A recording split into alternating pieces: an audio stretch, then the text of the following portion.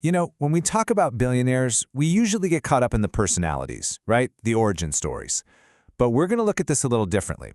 We're not just looking at individual success stories. We're looking at the blueprints, the carefully engineered maps to building serious power. So let's just ask it straight up.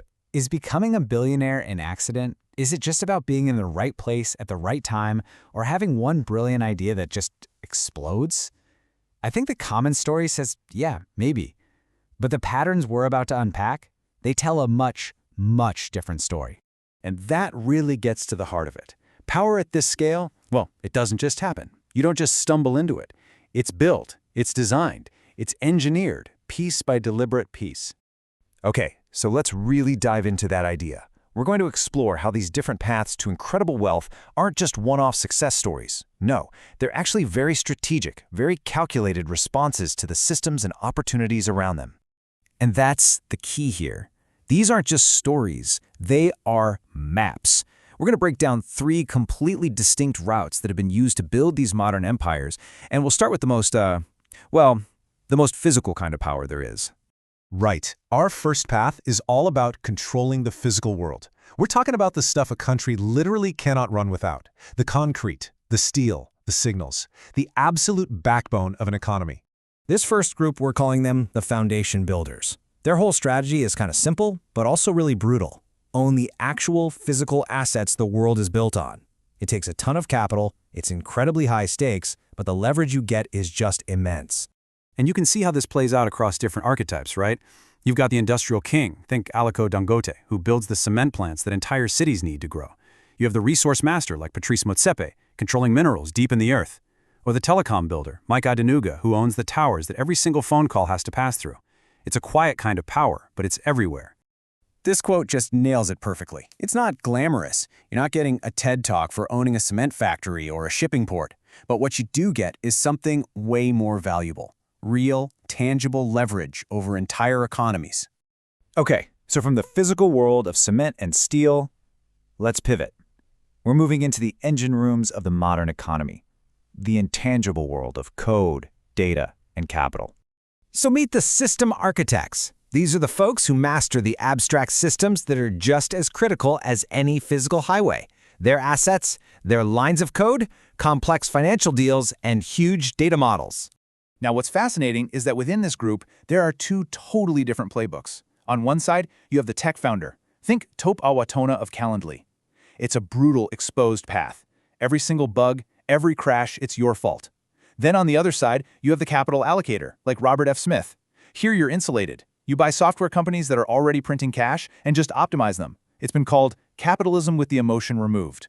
But wait, there's a third archetype in this category, and this one is pretty unique. This person isn't really selling a product to you or me.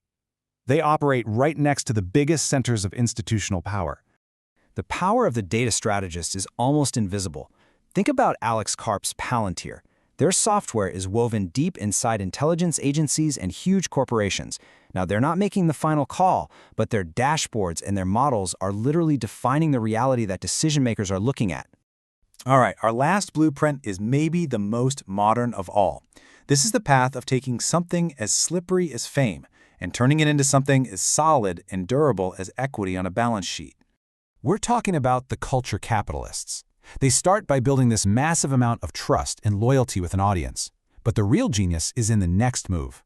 They don't just sell ads or merch, they convert that attention into a real, tangible business empire. So how's it work? Well, this slide breaks down the model perfectly. Just think about Rihanna with Fenty Beauty. Step 1, build mass trust. Done.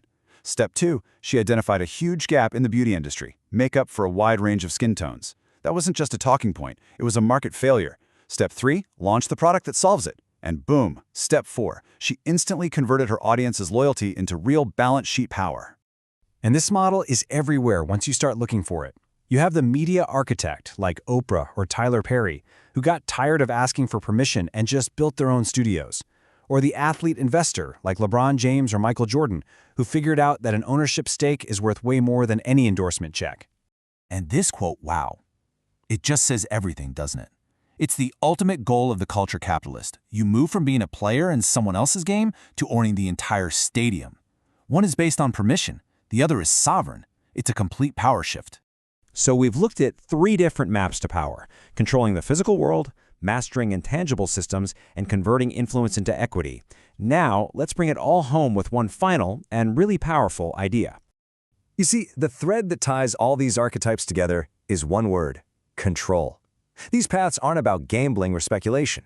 They are methodical strategies for securing choke points in how things are made, how they're distributed, or how they're talked about. Often, this is a direct response to a system where access to the usual paths was never a guarantee. And this brings us to what might be the single most important idea in this entire explainer. The difference in outcomes we see, it's not always about a gap in talent. It's about a gap in the system, the framework that talent has to operate within.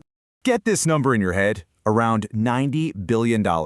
That's the estimated combined wealth of all Black billionaires globally. Sounds like a lot, right? But then you realize that a single tech founder can be worth more than that entire amount combined. And that just illustrates the point perfectly. The system itself, its access to capital, its networks, its rules, that is the ultimate decider. It creates the environment that determines who gets to compound wealth at a truly global scale and who has to build their empires through these other, often slower and more brutal paths. So, we've laid out the maps: the foundation builder, the system architect, and the culture capitalist. 3 very different, but very deliberate routes to power. So the final question is for you.